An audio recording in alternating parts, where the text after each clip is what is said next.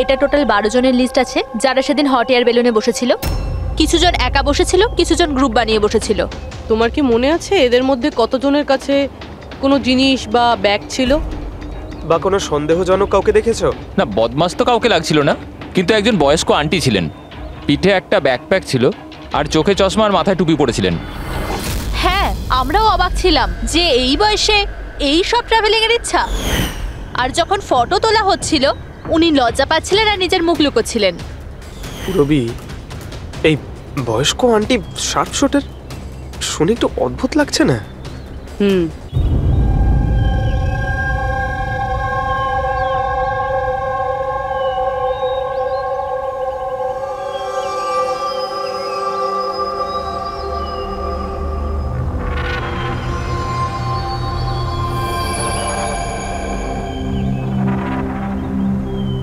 চলো, ফাইনালি সেই সময়টা এসেই গেল যখন আমি আকাশে পাখির মতো উঠতে পারবো। ইয়েস, আর তোমার ওরা আমি আমার ক্যামেরায় ক্যাপচার করব। কিন্তু মিস্টার মুক্ত পাখি, খোলা আকাশে এত দূরে উড়ে চলে যেও না যে কোথাও হারিয়ে যাও। ডোন্ট ওয়ারি ম্যাডাম, এমনিতেও রনি স্যার যদি আকাশে হারিয়েও যান তাহলেও মাটিতেই ফেরত আসতে হবে। ওড়ার আগেই তুমি আমাকে নিচে আসার কথা বলছো। চলো, হয়ে গেছি তৈরি। All the best.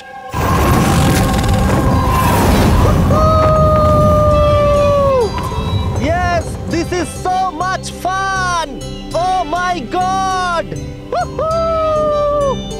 Yes, come on, keep going, keep going. Arya, I love you! Ronnie, I love you too. Wow, মনে হচ্ছে না ভালোই এক্সপেরিয়েন্স আছে। অফ কোর্স, আমেরিকাতে ও অনেক অ্যাডভেঞ্চার স্পোর্টস ট্রাই করেছে, বাঞ্জি জাম্পিং, প্যারাগ্লাইডিং, আরো অনেক। ইন্ডিয়াতে কোনো কিছু ট্রাই করেনি, আর যখন ইন্ডিয়াতে এসেছে এই সারাদিনের জন্য, তো কেন কিছু ট্রাই করবে না?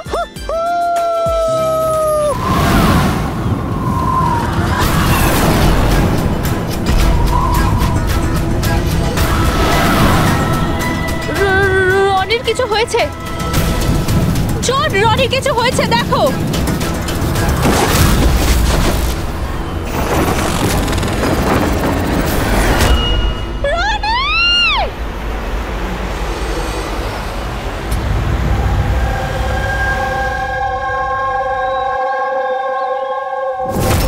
আমি আর রনি এখানে ছুটি কাটাতে এসেছিলাম। আমি কি করে জানবো এটাই রনির জীবনের শেষ দিন হবে? দেখো, আমরা জানি এই সময়টা খুব কঠিন, কিন্তু প্লিজ ভেঙে পড়ো না। আমি এবার নিউ ইয়র্কে গিয়ে ওর বাবাকে কি জবাব দেবো? আমরা একসাথে এসেছিলাম, কিন্তু ফিরে যাব একা। আপনি কাউকে সন্দেহ করেন? কে মারতে পারে রনিকে? স্যার, রনিকে কেউ কেন মারবে? আমরা তো এখানে কাউকে চিনিও না। এমনটা নয় তো যে ওর কোনো শত্রু আমেরিকা থেকে ফলো করতে করতে এখানে এসেছিল? না স্যার, রনির কোনো শত্রু এখানে ছিল না। He was such a lively person, সবাই ওকে পছন্দ করত। তাহলে তুমি বলতে চাইছো এখানে ইন্ডিয়াতে ওর কোনো আত্মীয় স্বজন, বন্ধু বা অন্যান্য কেউ নেই এখানে? এই দেশটা আমাদের জন্য অচেনা স্যার, সবকিছু এই প্যারাগ্লাইডিং এর লোকেরা করেছে। Please arrest them. আপনি আমাকে কেন দোষ দিচ্ছেন? এটা আমাদের রুজি রুটির ব্যাপার, আমি কেন মারতে যাব ওনাকে? তাহলে কে মেরেছে রনিকে? স্যার, এটা তো আমিও বুঝতে পারছি না। 3000 ফুট উচ্চতায় গুলি কি করে চললো? কেই বা চালালো? তাহলে রনি 3000 ফুট উঁচুতে উড়ছিল? হ্যাঁ স্যার, আমি নিজে গিয়ার চেক করেছিলাম আর কোনো প্রবলেম ছিল না তার মধ্যে। আর ওর আশেপাশে কাউকে উঠতে দেখেছো? আশেপাশে না স্যার, কেউই ছিল না। আকাশ একদম পরিষ্কার ছিল, চারপাশটাও পরিষ্কার ছিল, আর উনি ওনার রাইড এনজয় করছিলেন। কিন্তু হঠাৎ বুঝতে পারলাম না কি হলো, একদম দড়াম করে নিচে এসে পড়লেন। এই যে ক্ষতটা দেখছো, আমার মনে হচ্ছে অনেক দূর থেকে গুলি চালানো হয়েছিল, হয়তো কোনো রাইফেল দিয়ে। হ্যাঁ, রাইফেলই হবে, কারণ যে হাইটে এই উড়ানটা উড়ছিল ওখান থেকে তো কোনো শার্প শুটারই গুলি চালাতে পারে, কোনো রাইফেল দিয়ে।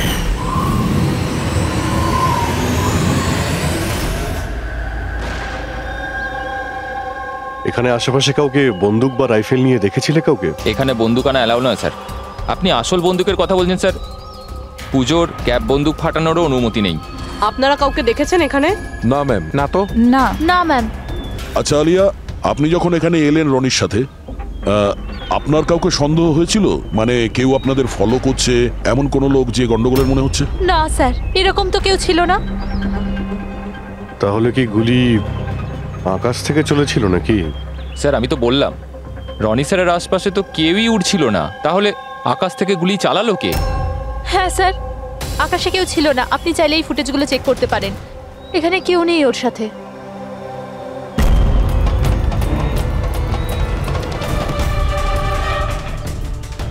এই ফুটেজে তো রনির আশেপাশে তো দূরে দূরেও কাউকে দেখা যাচ্ছে না। স্যার নিচে থেকে ওপরে তো কেউ গুলি চালায়নি। ইনি বলছেন যে যখন ও ওপরে উঠছিল কেউ ওর আশেপাশে ছিল না, ওপর থেকেও কেউ গুলি করতে পারবে না। আমার মাথায় এটা ঢুকছে না কে কোথা থেকে গুলি চালালো আর কিভাবে, বুঝতে পারছি না স্যার। অদ্ভুত ব্যাপার তো, ওর কোনো শত্রু নেই, তাহলে ওকে খুন করার জন্য এরকম প্ল্যানিং কে করতে পারে? কেসটা খুব জটিল মনে হচ্ছে। কোনো বাঁকা লোককে এখানে পাঠিয়ে দিই, বাঁকা প্রমাণ, হয়তো সে কিছু পেতে পারে।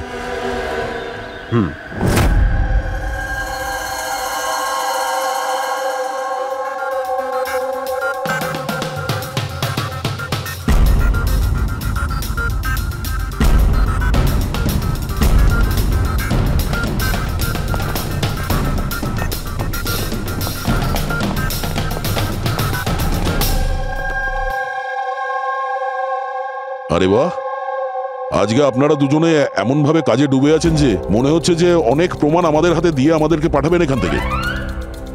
অনেকগুলো প্রমাণ? হ্যাঁ। আর যদি একটাও না পাওয়া যেত? সোজা করে বলো না, কোনো প্রমাণ পাওনি, খুঁজে দেখোনি?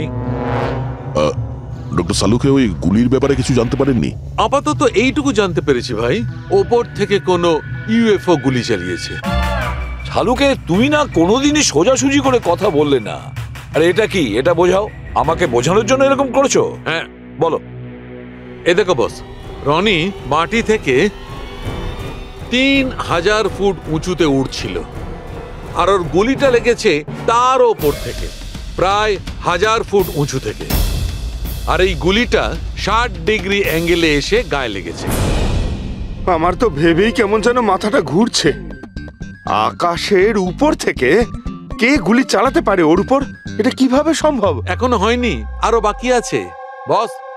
এই গুলিটা প্রায় 3 কিলোমিটার দূর থেকে ছোড়া হয়েছে। ভারী অবাক কাণ্ড, তাই না দয়া? 3 কিলোমিটার দূর থেকে গুলি চালানো হয়েছে। 60 ডিগ্রি অ্যাঙ্গেলে রনির গলার ভেতর ঢুকে যায় আড়াআড়ি।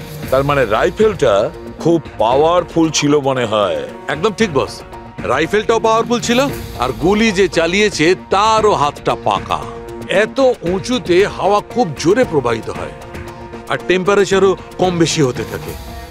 তবুও লক্ষ্যটা মিস করেনি, একদম নির্ভুল পয়েন্টে গিয়ে লেগেছে। গুলি যে চালিয়েছিল খুব পাকা খেলোয়াড়, ডক্টর, সব শুটার। একদম। আর এইরকম শার্প শুটার সহজে তো পাওয়া যায় না যে এই কাজটা করে দেবে। কিন্তু স্যার আমরা সমস্ত ভিডিও দেখেছি, যখন রনি আকাশে ছিল তখন ওর আশেপাশে কোনো প্যারাসুট বা চপার ছিল না স্যার, আকাশ একদম পরিষ্কার ছিল। সেটাই তো বুঝতে পারছি না যে ওই কিলার কোথা থেকে গুলিটা চালিয়েছিল, অথচ আকাশটা পরিষ্কার ছিল। ও কি মেঘের আড়ালে লুকিয়েছিল? আর স্যার ওই গুলিটার থেকে কি জানতে পারলাম? কিছু পাওয়া যায়নি পুরবি। আমি ব্যালিস্টিক ডিপার্টমেন্টের পুরো ডেটা চেক করেছি, এরকম গুলির তো কোনো রেকর্ডই নেই। স্যার, এই গুলিটা নিশ্চয়ই কাস্টমে বানানো হয়েছে। হ্যাঁ, নিজের মতন গুলিটা বানিয়েছিল। এমন গুলি যেটা 3 কিলোমিটার দূর থেকে চালানো যায় আর সোজা গিয়ে টার্গেটে হিট করে। আর স্যার এই গুলিটা যখন এত শক্তিশালী, তো এর রাইফেলটাও বেশ স্পেশাল হবে। হ্যাঁ, এক কাজ করা যাক, গুলিটাকে ব্যালিস্টিক ডিপার্টমেন্টে যাচাইয়ের জন্য পাঠাই, দেখি কি রিপোর্ট আসে। আর সে যেই হোক, এত উপরে চলে গিয়েছিল খুন করার জন্যে, এবার ওকে তো মাটিতে নামতেই হবে।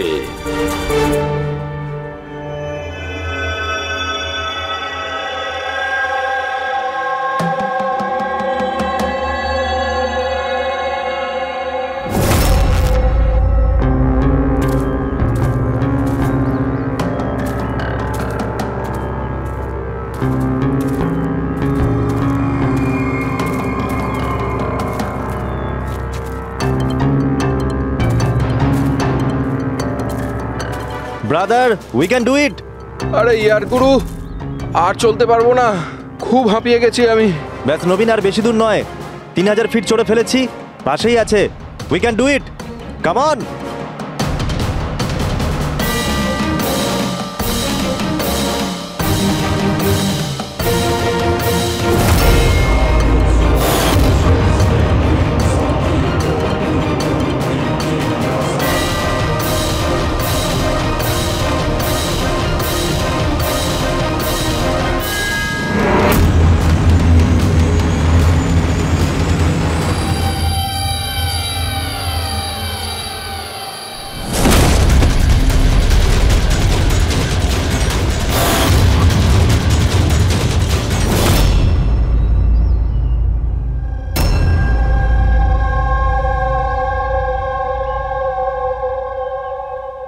এমন মনে হচ্ছে যে রনির মার্ডারের ফটোকপি দেখছি। 3000 ফিট ওপরে ঠিক ওরকমই গুলি মেরেছে মাথার পেছনে। একেও একইভাবে গুলি চালিয়েছে। আচ্ছা, তোমরা যখন ট্রেকিং করছিলে এই হিতেনের পিছনে কেউ কি ছিল? না স্যার, হিতেনই সবার পিছনে ছিল স্যার। স্যার এই দেখুন ফুটেজ। স্যার স্যার এটা ওই জায়গায় যেখানে এই সব কিছু হয়েছে। অদ্ভুত তো, পিছনে তো খোলা আকাশ রয়েছে, এমন কোনো জায়গা নেই যেখান থেকে গুলি করা যায়। তাহলে ওর গুলি লাগলো কি করে? দুটো কেসেই ধরা যাচ্ছে না যে গুলি কোথা থেকে চলেছে। স্যার একদম ঠিক বলছেন। আকাশ থেকে কোনো কাক বা পায়রা কি করে গুলি চালায়? এই গুলিটা চালালো কে? আর এই দুটো গুলি 24 ঘন্টার মধ্যেই চলেছে। আমার মনে হয় এই দুটো কেসের মধ্যে কোনো না কোনো কানেকশন আছে। আচ্ছা, এই হিতেন কি কাজ করতো? স্যার কলেজ স্টুডেন্ট ছিল স্যার, মুম্বাই গ্র্যাজুয়েশন করতে এসেছিল স্যার। ট্রেকিং এর অনেক শখ ছিল। অভিজিৎ, বুঝতে পারছি না যে কেউ একজন কলেজ স্টুডেন্টকে মারার জন্য এত প্ল্যান করবে কেন? সেটাই তো, প্রথমে রনি আর এখনই হিতেন। তবে আকাশ থেকে তৃতীয় গুলিতে অন্য কেউ মারা যাওয়ার আগে এই খুনিকে ধরতেই হবে খুব তাড়াতাড়ি। গত 24 ঘন্টায় দুটো খুন হয়েছে, দুটোই যুবক, আর দুজনকে মারার পদ্ধতিও অদ্ভুত। অদৃশ্য খুনি। স্যার দুজনেরই মৃত্যু হয়েছে অ্যাডভেঞ্চার স্পোর্টস করতে গিয়ে। মাটি থেকে 1000 ফুট ওপরে মেরেছে স্যার। কিন্তু স্যার ভাবার বিষয় এটাই যে খুনি এই অ্যাডভেঞ্চার স্পোর্টের সময়টাই কেন বাঁচলো এদেরকে মারার জন্য? ও তো ওদের যে কোনো সময় মারতে পারতো। এত লম্বা প্ল্যান দুটো বাচ্চাকে মারার জন্য? শুধু প্ল্যানিংটাই বড় ছিল না দা, গানটাও বড় ছিল। এই যে এইরকম। এটা কি রাইফেল স্যার? এটা হলো PX-65 রাশিয়ান গান। এটা লং রেঞ্জ। এইরকম বন্দুক দিয়ে মারা হয়েছে। ডক্টর সালুকে, এই বন্দুকটা দিয়ে 3 কিলোমিটার দূরে টার্গেটে কি হিট করা যায়? হ্যাঁ ফ্রেডি, শুটিং রেঞ্জে আমি এটা ট্রাই করে দেখেছি। এর রেঞ্জ 3 কিলোমিটারের বেশি আছে। এরকম বন্দুক তো হয় মিলিটারিদের কাছে থাকবে, আর না হলে উগ্রপন্থীদের কাছে। ঠিক বলেছো বস। আর সেই জন্য আমার মনে হয় এটা শুধুমাত্র মার্ডারের ব্যাপার নয়, বড় ধরনের অপরাধ হতে চলেছে, লার্জ স্কেলে। দয়া স্যার, একটা কাজ করো, দিল্লিতে যাও আর ইন্টেলিজেন্স ব্যুরো থেকে খোঁজ নাও যে এরকম বন্দুক কাদের হাতে থাকতে পারে আর সেটা কিভাবে।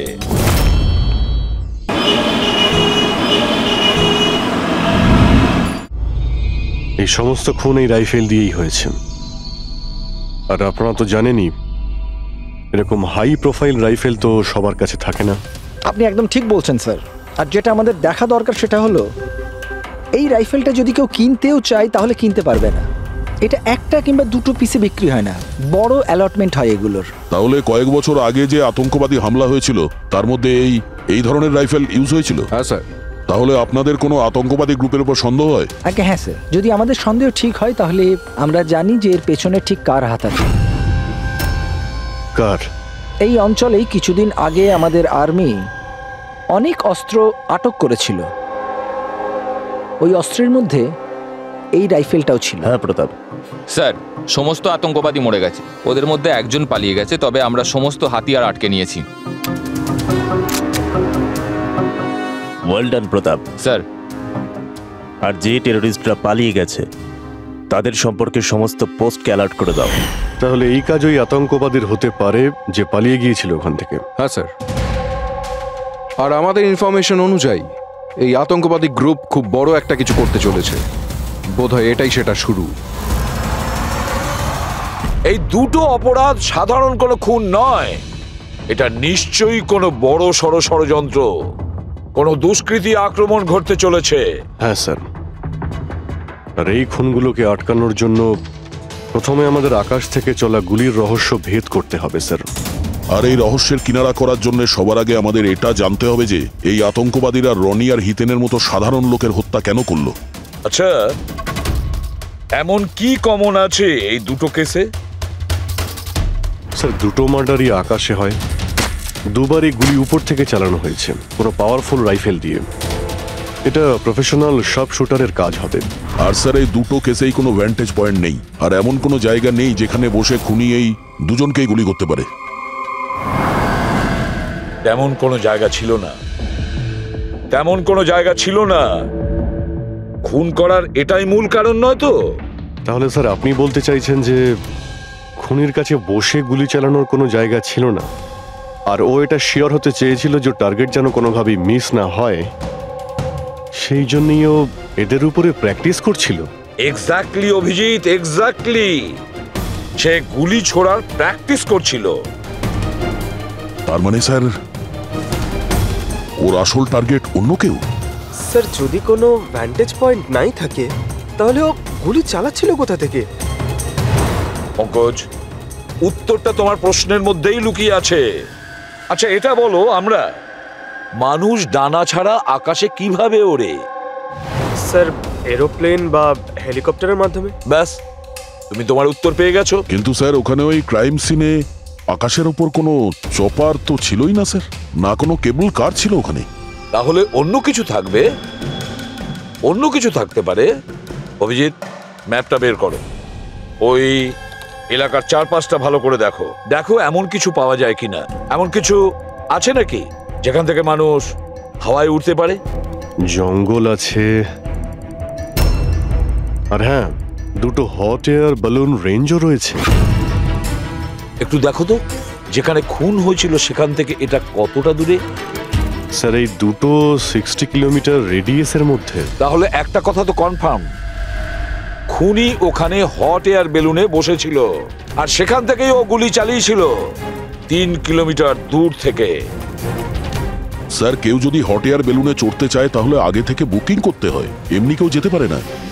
কোনো ব্যাপার না, তোমরা ওই হট এয়ার বেলুনের অফিসে গিয়ে খোঁজ নাও যে এমন কোন টুরিস্ট ছিল যে ওই দুটো দিনে ওই দুটো হট এয়ার বেলুনে ঘুরেছিল।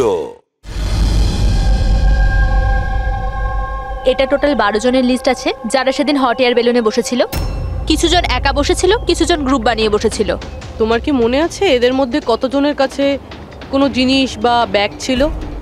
বা কোনো সন্দেহজনক কাউকে দেখেছো? না, বদমাস তো কাউকে লাগছিল না, কিন্তু একজন বয়স্ক আন্টি ছিলেন, পিঠে একটা ব্যাকপ্যাক ছিল আর চোখে চশমা আর মাথায় টুপি পরেছিলেন। হ্যাঁ, আমরাও অবাক ছিলাম যে এই বয়সে এই সব ট্রাভেলিং এর ইচ্ছা। আর যখন ফটো তোলা হচ্ছিল উনি লজ্জা পাচ্ছিলেন আর নিজের মুখ লুকোচ্ছিলেন। রবি, এই বয়স্ক আন্টি শার্প শুটার শুনে একটু অদ্ভুত লাগছে না? হ্যাঁ স্যার, আমি এখানে পাইলট। 25শে ফেব্রুয়ারি স্যার সব মিলিয়ে আমি 6 জনকে এয়ার বেলুনে চাপিয়েছি স্যার, আর 2 জনকে দিনের স্যার। আচ্ছা, তাদের মধ্যে কেউ মানে গন্ডগোলের লোক মনে হয়েছিল, কিংবা যার কাছে কোনো জিনিসপত্র ছিল? স্যার এরকম তো কেউ ছিল না। হ্যাঁ, একজন বয়স্ক মানুষ ছিল, জানি না কারো বারবার চিৎকার করছিল, হয়তো ওর মুড খারাপ ছিল বা খিটখিটে ধরনের ছিল। ওনার হাতে কোনো কিছু ছিল? জিনিস তো ছিল না। হ্যাঁ, একটা লাঠি নিয়ে হাঁটছিল। লাঠি নিয়ে হাঁটছিল?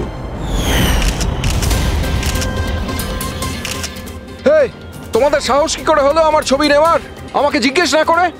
কিছু ভদ্রতা আছে না নেই? ওরাও ওগুলো ওরাও।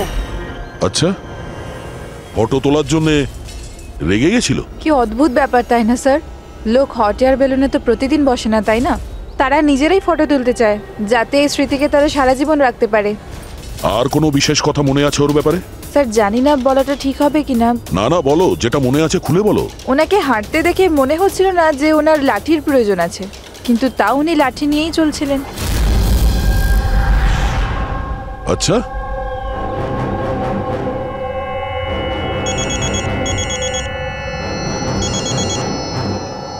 হ্যাঁ স্যার। কিছু জানতে পারলে? স্যার এখানে একজন বয়স্ক মহিলা এসেছিল, আর তার হাতে একটা ব্যাকপ্যাকও ছিল। আর হ্যাঁ, ওই মহিলা ছবিও তুলতে চাইছিল না। আচ্ছা, এখানেও একজন বুড়ো লোক এসেছিল হট এয়ার বেলুনে চড়তে লাঠি নিয়ে, আর তারও ফটো তোলায় আপত্তি ছিল। স্যার এই বয়স্ক মহিলা আর বয়স্ক লোক একই ব্যক্তি নয় তো? ওই শার্প শুটার, ওর ব্যাগে আর ওর লাঠিতে ওই রাইফেলটা ছিল যা দিয়ে খুন করেছে। আর স্যার দুদিনই এ একাই ওপরে গিয়েছিল, কারণ যদি অন্য টুরিস্টের সাথে যেত তাহলে রাইফেল সেট করতে আর টার্গেট সেট করতে প্রবলেম হয়ে যেত। না পুরবি, আমার মনে হচ্ছে ও একলা যায়নি। মানে মানে ওই হট এয়ার বেলুন চালানো আর সঙ্গে এই রাইফেলটা চালানো দুটো কাজ একসঙ্গে করা মুশকিল। ওই হট এয়ার বেলুনের পাইলটও ছিল সঙ্গে। মানে স্যার এই অপরাধে পাইলটও যুক্ত? একটা কাজ করো, ওই পাইলটটাকে ধরো তাড়াতাড়ি। ওই দিন ওই বয়স্ক মহিলাকে বেলুনে উপরে কে নিয়ে গিয়েছিল? পাইলট কে ছিল? সঞ্জীব ছিল। এই এই পালাবি না, দাঁড়া দাঁড়া দাঁড়া। না আমাকে মারতে পারবে না ওকে। এই এই সঞ্জীব!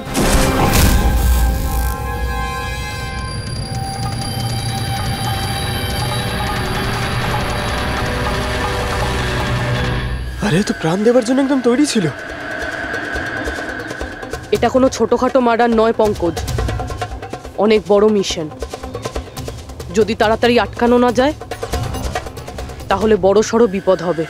আচ্ছা গীতা, 24শে ফেব্রুয়ারি যে লোকটা গ্রুপে যেতে চাইছিল না, একলা যেতে চাইছিল, ওর পাইলট কে ছিল? কে নিয়ে গেছিল? সোলো ট্রাভেলারকে তো দিনেশ নিয়ে গিয়েছিল। অদ্ভুত ব্যাপার দিনেশ, এতক্ষণ ধরে চুপ করে আছো, কিছু বলছো না কেন? তোমরা আমাকে ধরতেই পারবে না।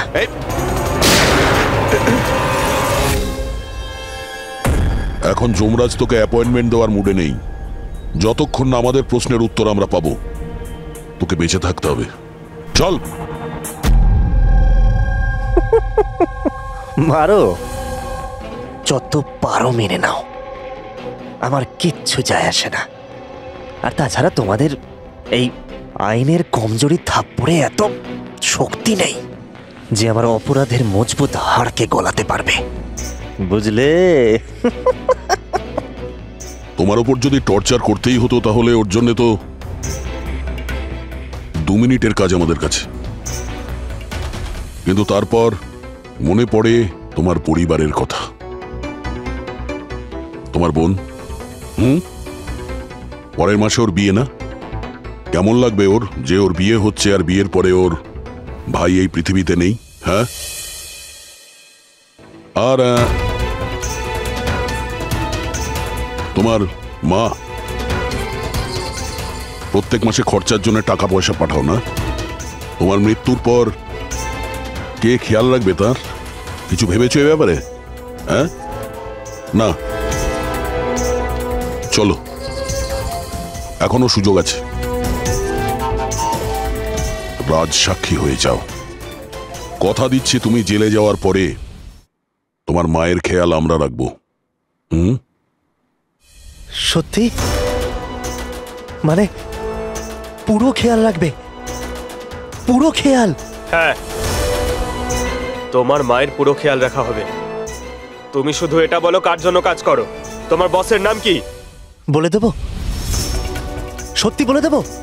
হ্যাঁ বলো। আমি যার জন্য কাজ করি না, যে আমার বস স্যার, তার নাম হলো এসিপি প্রদ্যুম্ন।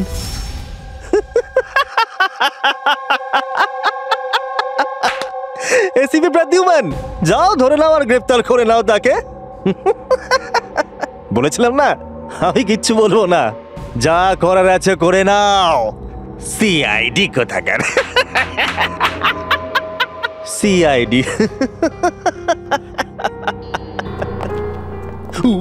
বস বস।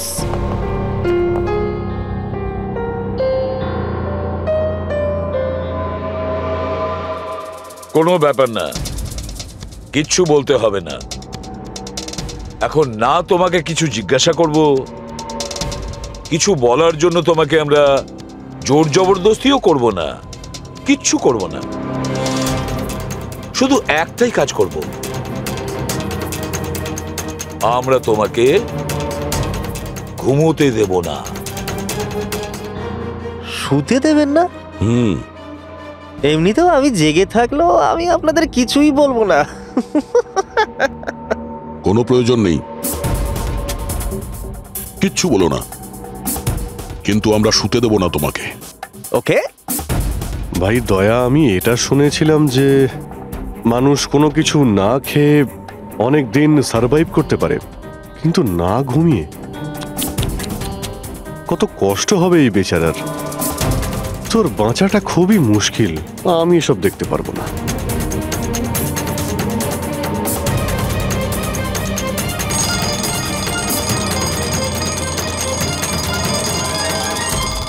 সময় কাটানোর জন্য খুব ভালো হবে, তাই না? তোর জীবনের শেষ মুহূর্তগুলো তুই এই কাঁটার সঙ্গে গুনতে থাকবি, ঠিক আছে? Thank you. ওকে ঘুমোতে দিও না।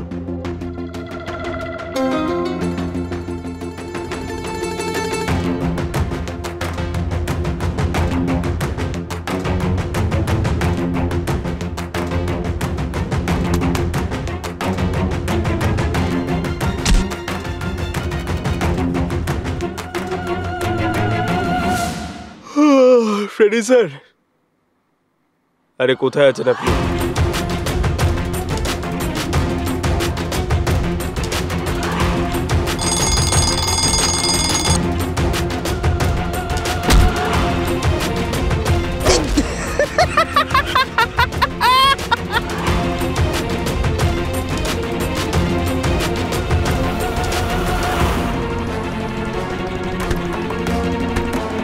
যতক্ষণ না মুখ খুলবি চোখের পাতা এক করবি না, বুঝলি? 5 মিনিটের জন্য নয়।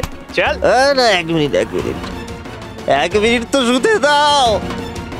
1 সেকেন্ড, শোবো না একদম, শোবো না একদম। শোবো না আমি।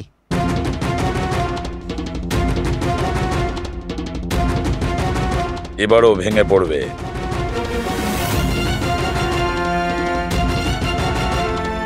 সবকিছু বলতে বাধ্য হবে।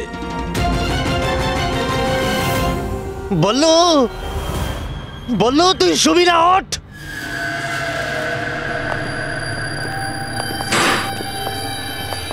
এই ঘুমোতে চাস? আরে ওকে একটু ঘুমোতে দাও। কি প্রবলেম তোমাদের? ঠিক আছে, তোমাকে ঘুমোতে দেবো আমরা। আগে বলো যে তোমাদের গ্রুপের প্ল্যানটা কি? বলছি, আমার নাম দীনেশ নয়,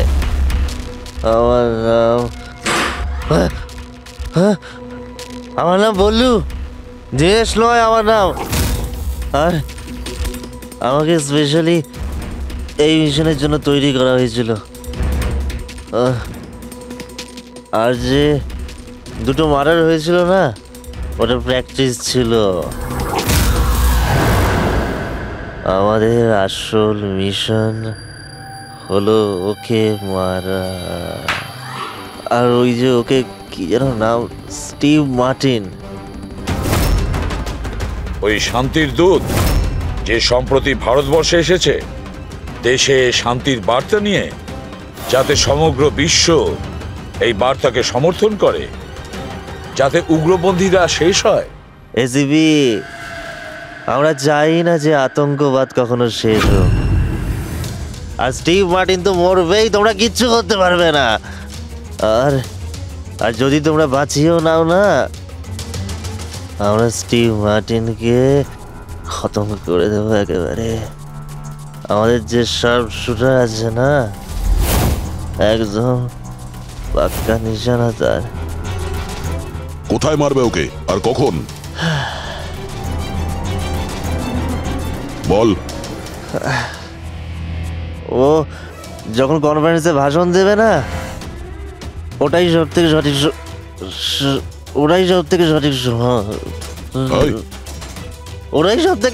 সময় হবে। ওই সময় ওর আশেপাশে কোনো সিকিউরিটি থাকবে না। আর যে কনফারেন্সটা আছে না, ওটা বিল্ডিং এর ছাদেতে হবে। তো ওই হট এয়ার বেলুনেতে আমাদের শার্প শুটার যাবে আর ওখানেই গুলি মারবে। কনফারেন্স ঘন্টাখানেকের মধ্যে শুরু হবে, এখন তাড়াতাড়ি ওখানে আমাদের পৌঁছতে হবে। আরে তোমরা যতই চেষ্টা করে নাও, বাঁচাতে পারবে না ওকে। আর হ্যাঁ, তোমরা যদি বাঁচিয়েও নাও না, তাহলে আমরা আবার প্ল্যান করব, দ্বিতীয়বার মারবো। কে মারবে? কিরকম দেখতে ও? আরে আমি ওর মুখ দেইনি এখনো পর্যন্ত। যখনই আসে ছদ্মবেশে আসে। তোমরা কি একে হসপিটালে নিয়ে যাও তাড়াতাড়ি। স্যার, আমরা কি হট এয়ার বেলুনটা আটকাতে পারি না যতক্ষণ এই কনফারেন্স শেষ হচ্ছে? না ফেডরিক, এসব কিছু বন্ধ করা যাবে না। আজকে আটকালে কালকে অন্যরকম প্ল্যান করবে। আজকের প্ল্যান আমরা জানি, আজই ওদেরকে ধরবো।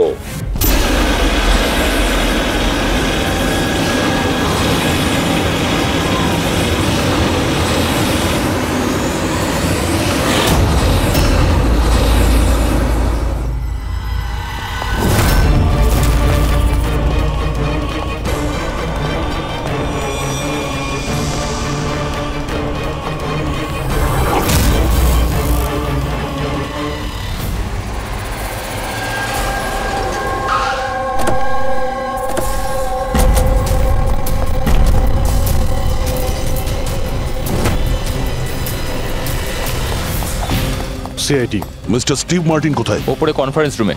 ওর কাছে নিয়ে চলুন। আসুন। তাড়াতাড়ি তাড়াতাড়ি।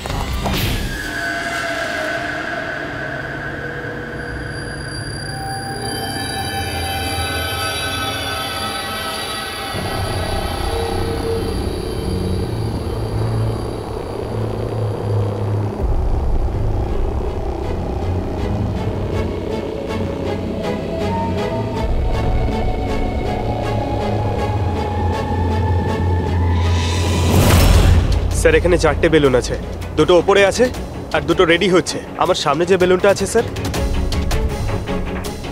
ওতে একটা কাপল আছে আর ওই ছেলেটার কাছে ব্যাকপ্যাক আছে। নজর রাখো ওদের উপরে। কারা কারা আসছে, কারা কারা যাচ্ছে, সবাইকে ফলো রেখো, ওকে?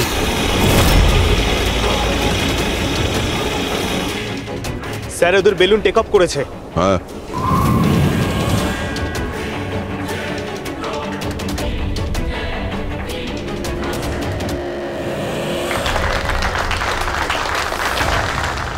এই দুনিয়াতে টেরোরিজম কেন আছে, এই প্রশ্নটা আমাদের জানা দরকার।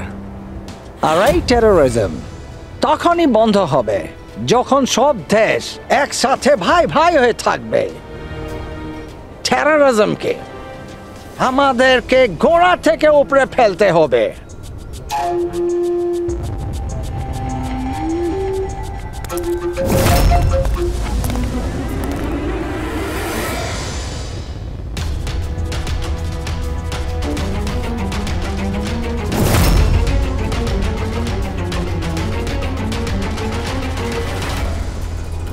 দুজন মিউজিশিয়ানকে দেখছি, ওরার জন্য তৈরি হচ্ছে। ওদের হাতে গিটারের ব্যাগ আছে। এবার এটা বলা খুবই মুশকিল যে ভেতরে গিটার আছে নাকি গান।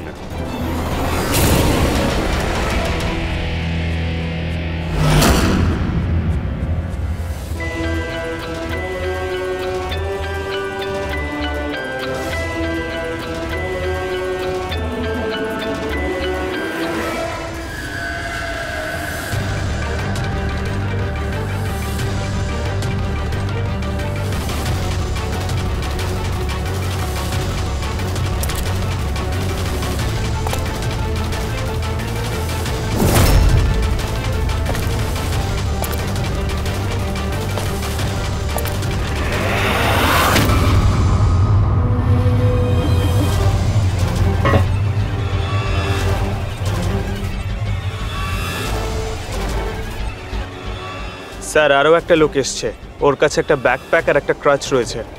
অপেক্ষা করা যাক।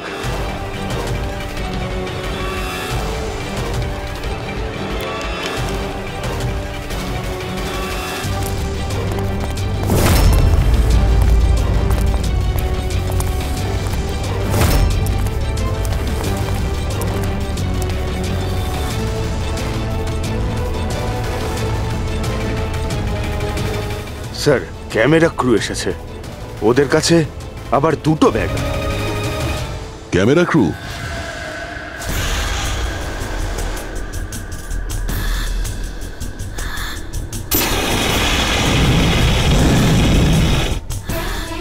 ওদের দিক থেকে নজর সরিও না, নজর রাখো ওদের উপরে।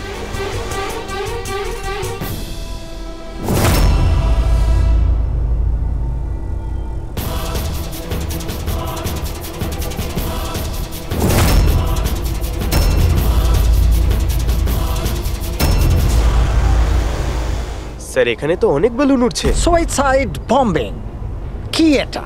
কেউ নিজের খুশিতে নিজের প্রাণ কি করে দিতে পারে? জীবন precious. Oh no, We need to respect এতগুলো বলুন, others. আর সব এর মধ্যে শেষে আমরা যেটা খুঁজছি এটা সেটা করা কোনটা? উচিত। মনে হচ্ছে ছদ্মবেশে এসছে। মুখ দেখে গন্ডগোলের মনে হচ্ছে।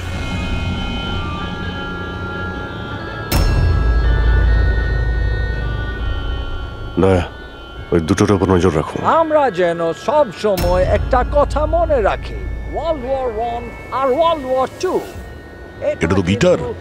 হচ্ছে কি এখানে? উপরে গিয়ে এরা মিউজিক বাজাবে নাকি? বাকি সমস্ত বেলুন তো চলে গেছে, একটাই আছে। মানে স্যার, খুনি এই বেলুনের মধ্যেই রয়েছে? Wait and watch. মানে স্যার, খুনি এই বেলুনের মধ্যেই রয়েছে? এরা তো নিজেদের জায়গা থেকে নড়ছে না। Camera crew. স্যার, এ কোথায় গায়েব হয়ে গেল?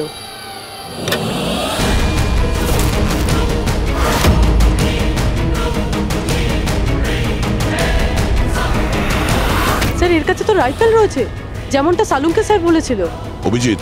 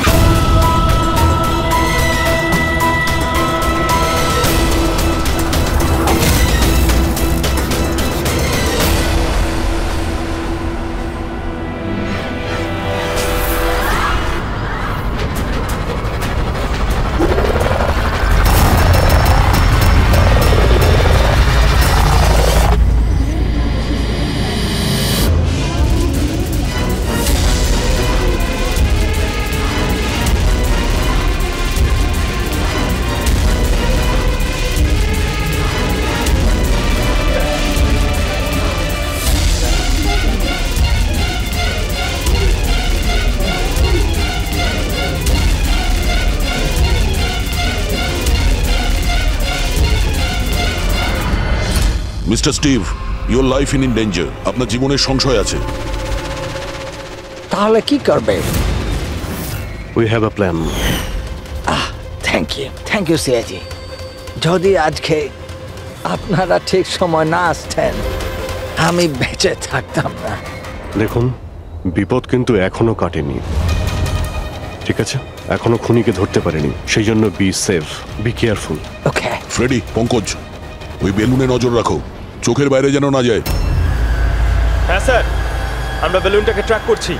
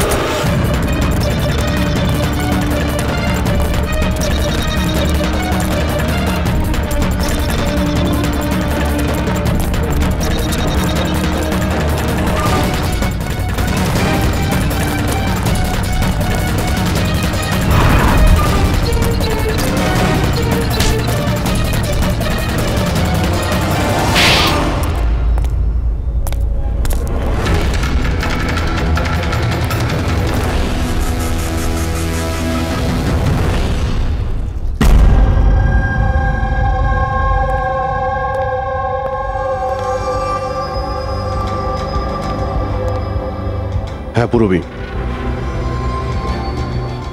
Good good job, congrats. ওরা ধরা পড়েছে মিস্টার অভিজিৎ? হ্যাঁ, এখনই ধরা পড়ে গেছে। Yes, well done, well done. CID অনেক বছর ধরে এই দেশের সেবা করে চলেছে, আর আজকে আরেকবার আপনারা একটা ভয়ঙ্কর টেররিস্টকে ধরেছেন। আজ আমরা একজনকে ধরেছি, এরপরে পুরো গ্রুপটাকে ধরে ফেলবো। Mister Steve, we are very proud of you. এই সমাজে আপনার মতো মানুষদেরই দরকার, যারা আপনার মতো সাহসী আর সৎ।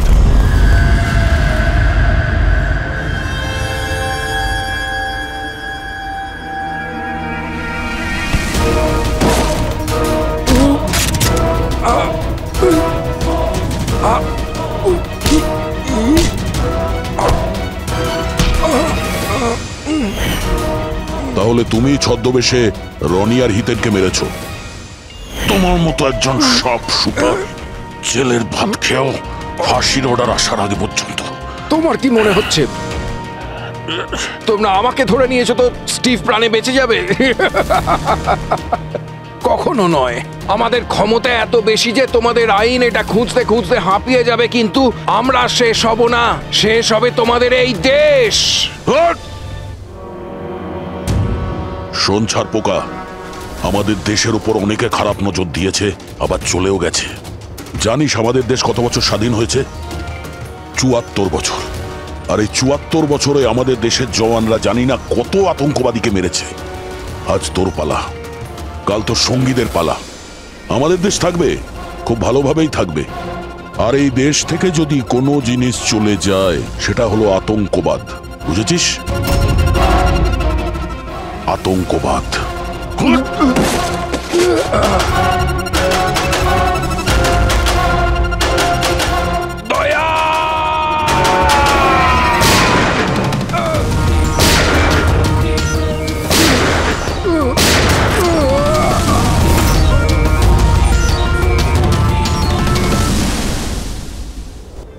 আতঙ্কবাদী পিঠেই গুলি মারবি, আমরা এখানে গুলি খাই, এখানে।